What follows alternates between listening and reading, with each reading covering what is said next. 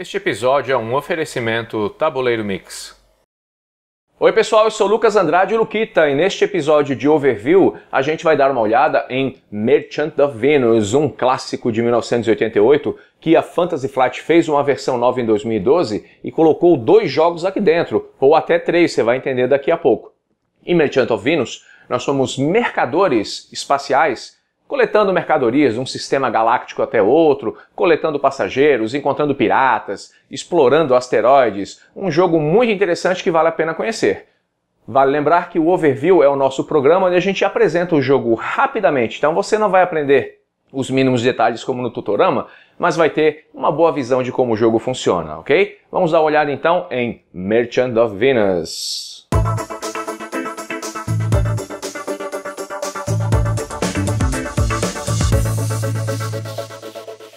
Bom, estou aqui com o tabuleiro montado de Merchant of Venus, o tabuleiro da versão Standard. Lembrando que o tabuleiro é frente e verso, depois eu vou dar uma mostrada aí para vocês. E o setup já está pronto então para 2 jogadores, navezinha verde e navezinha vermelha. Nesse jogo infelizmente não dá para jogar de Luquita azul, vou ter que jogar de Luquita verde. Nós colocamos então uma raça que no começo da partida está desconhecida, a gente não sabe quem habita cada região dessa. Nós temos 14 sistemas. Os sistemas são fechados aqui pela linha cheia. Nós temos as rotas comerciais ligando os sistemas. Temos algumas anomalias, como a supergigante, como a supernova lá em cima. Temos também um cinturão de asteroides, um sistema de asteroides. E temos a nossa base galáctica aqui, de onde começamos. Deixei aqui o nosso tabuleiro pessoal, que é o nosso controle da nave. Os créditos que a gente ganha no começo da partida, tudo isso a gente vai ver em detalhes. E a parte mais demoradinha do jogo é fazer o setup de tudo que essas raças têm. Por enquanto a gente não sabe, como eu falei, quem está em cada sistema. À medida que a gente vai descobrindo quem habita cada lugar, a gente vai revelando quais são os bens que eles têm para oferecer, quais são as tecnologias de cada raça. E aí com isso a gente começa a encher a nossa nave, começar a vender e a comprar. Afinal, isso é um jogo de mercadores vagando pelo espaço, ok?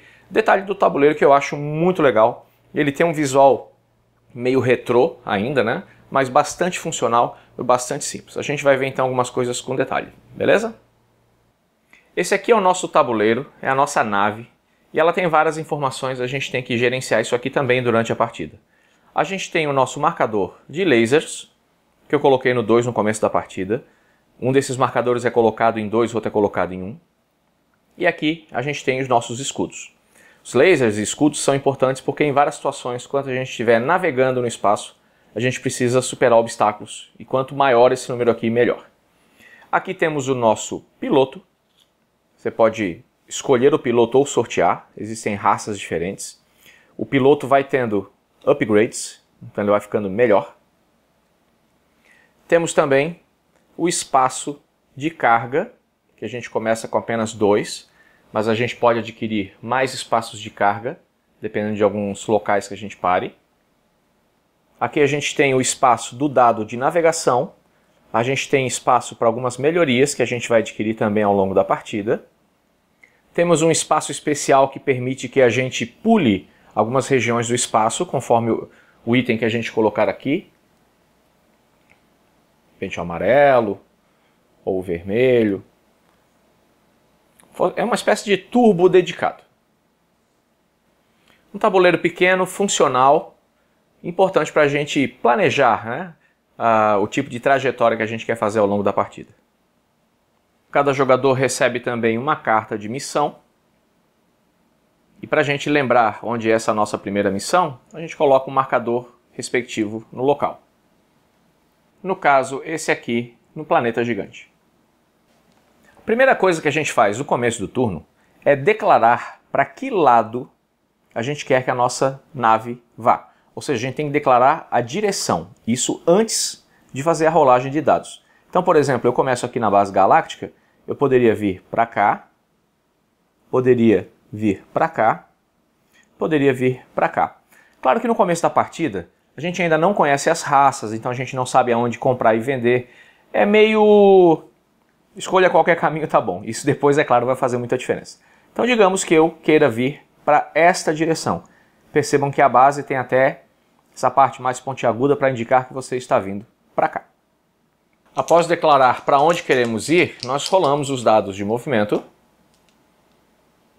E esse é o total de movimentação que a gente tem, a princípio. 8 pontos é o suficiente para que eu faça esse caminho aqui e consiga pousar aqui no Colony World. Apesar de ser um jogo de rolagem de dados para movimentação, praticamente, nossa, acho que 95% das vezes que você rola os dados, eles serão suficientes.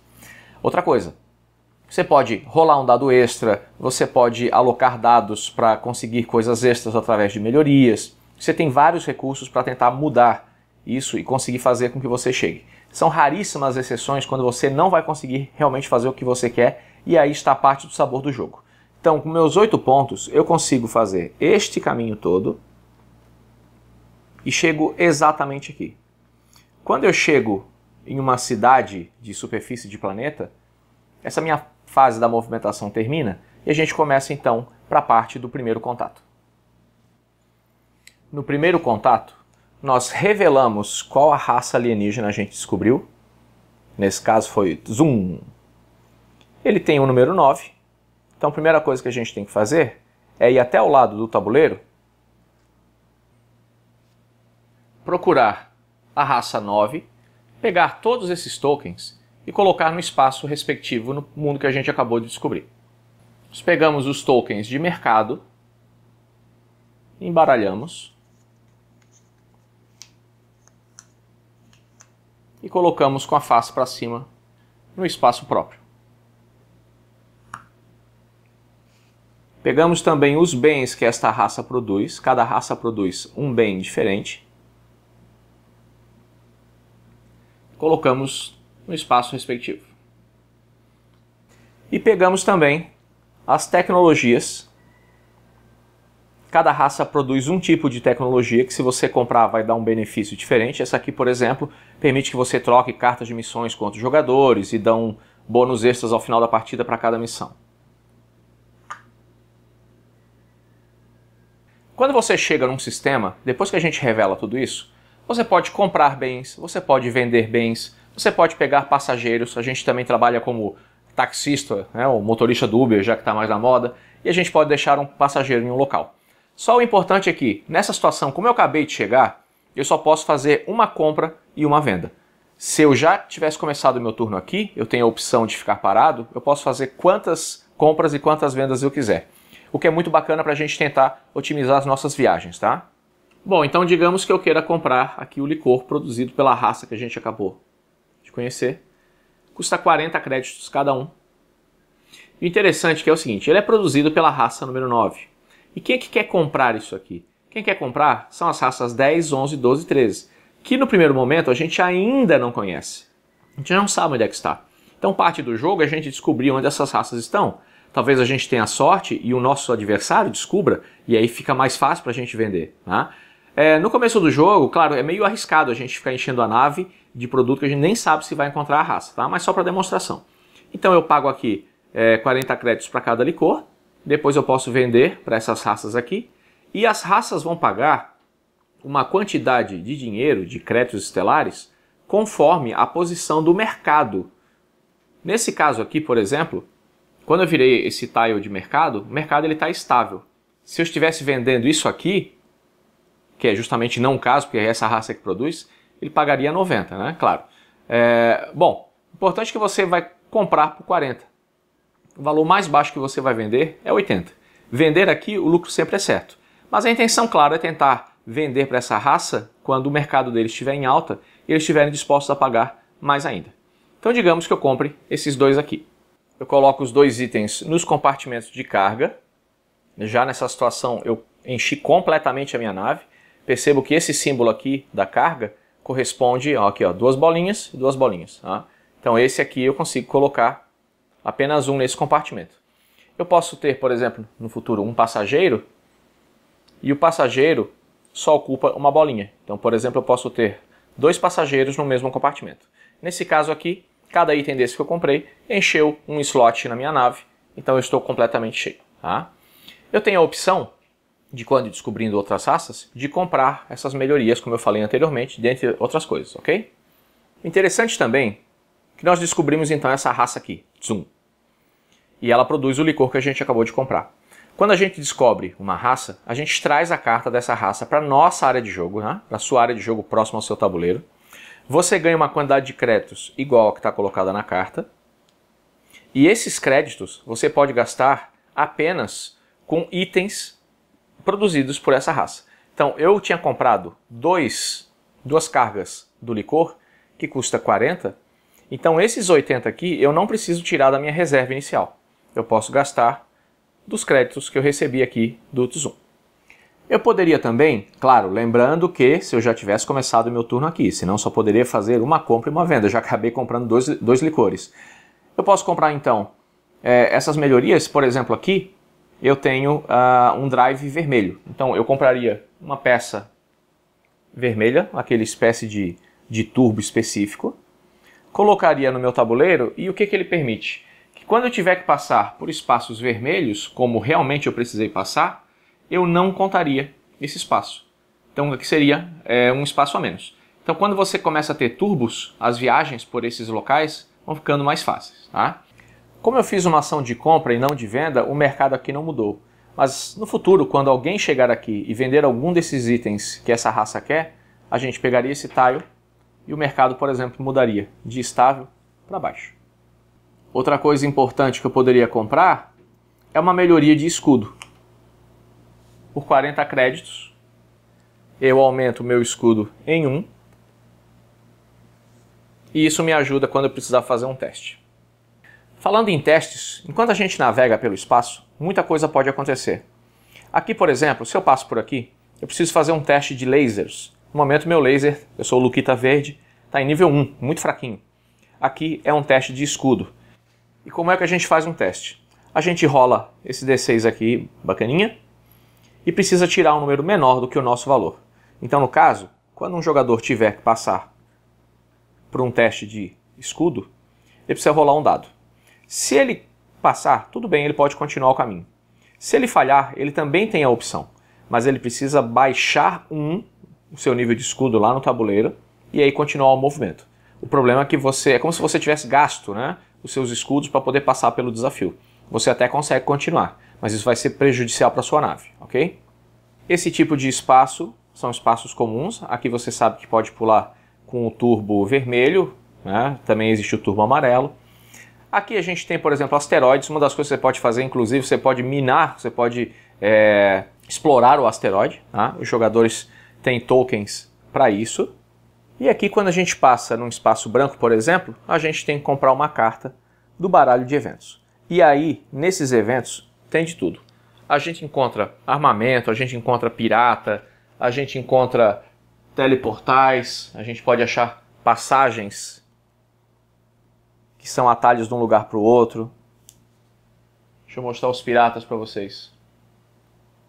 Tem conflito com os piratas.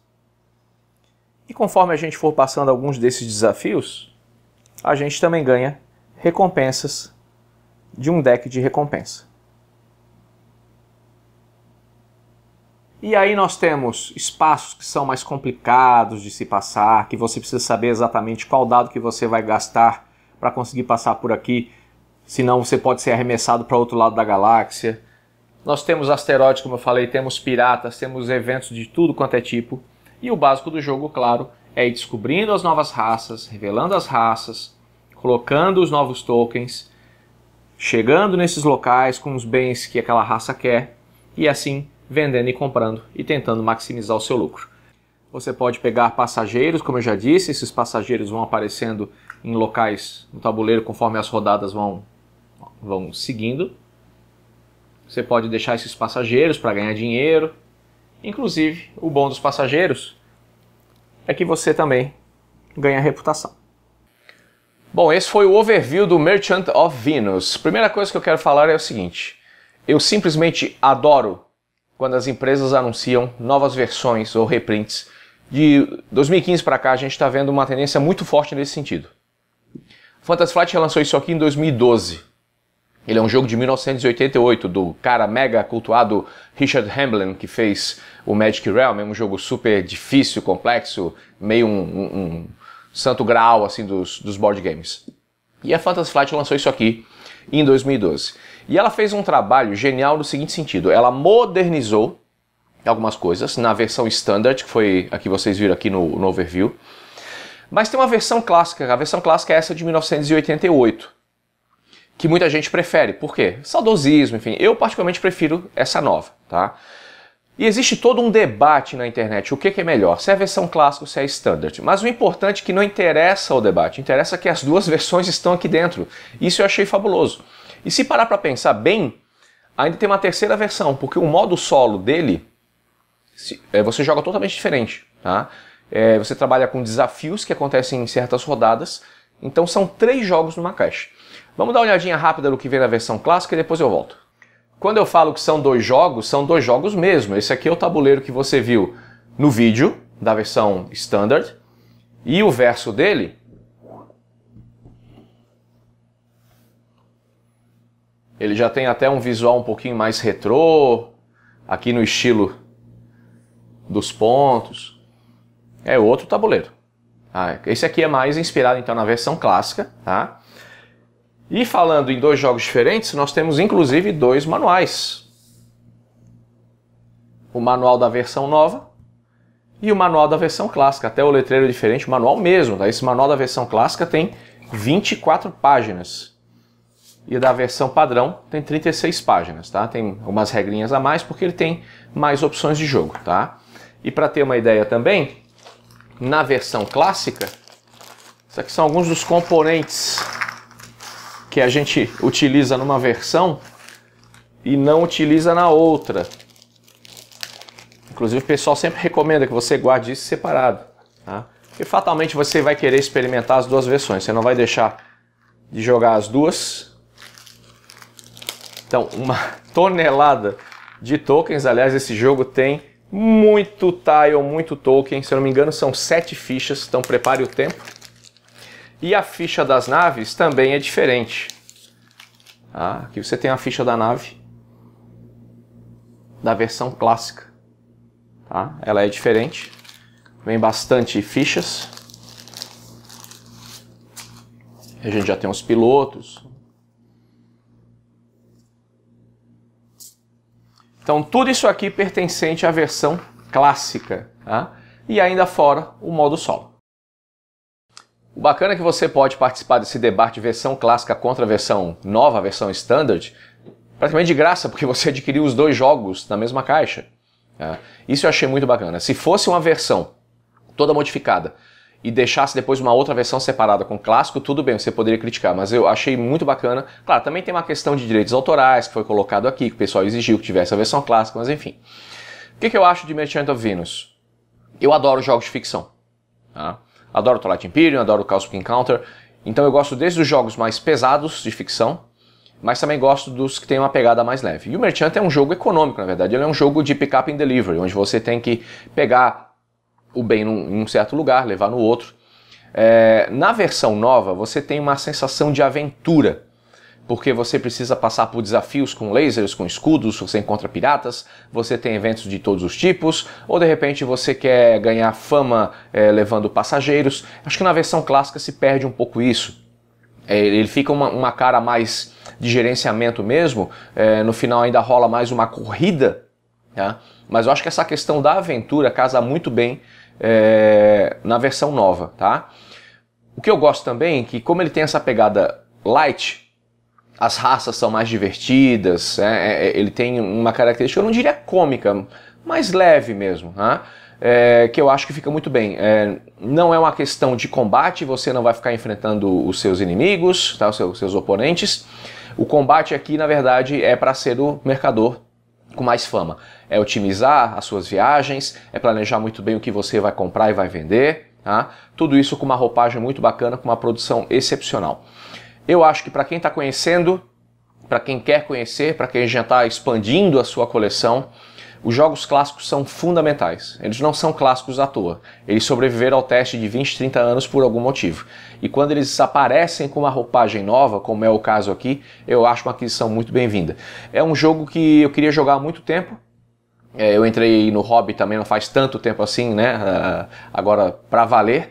e a primeira vez que eu joguei já foi paixão à primeira vista, porque primeiro eu adoro o tema, segundo eu gosto de jogos econômicos de pick-up and delivery, e eu acho que isso casou muito bem. Não se preocupe com a questão dos dados, que é a primeira coisa, eu também pensei isso. Mas é um roll and move, você vai rolar e mover. Mas você compra melhorias, você aloca dados com as melhorias, isso é uma outra coisa que na versão nova eu gosto bastante. Você vai ter que gerenciar os dados. Agora eu vou colocar esse dado aqui no meu acelerador para poder rolar um dado a mais, ou eu vou colocar esse dado aqui nessa melhoria, ou eu vou separar esse dado aqui porque eu preciso passar em um certo espaço de navegação que exige aquele valor. Então esse pequeno gerenciamento dos dados também eu achei que foi uma boa aquisição. Só vez ou outra, como eu falei, raríssimas vezes que você vai achar que você foi prejudicado porque não conseguiu uma certa rolagem, mas aí isso vai fazer parte do charme do jogo, tá? Essas raríssimas exceções onde isso acontece. Com um bom planejamento, com uma boa aquisição de melhorias, você consegue se virar. Então Merchant of Venus é um jogo que me agrada bastante, fica na minha coleção e recomendo para quem gosta de jogos espaciais, jogos leves ou jogos econômicos pick-up and delivery, ok?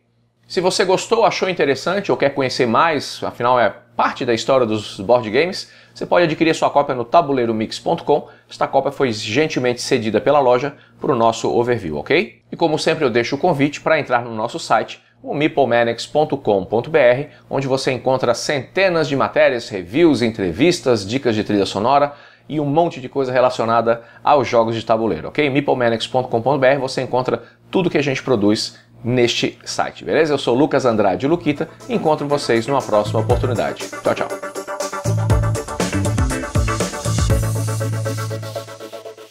Se você também é maníaco por jogos, não deixe de ouvir Meeplemaniacs, o seu mais novo podcast sobre board games e card games. Procure no iTunes por Meeplemaniacs.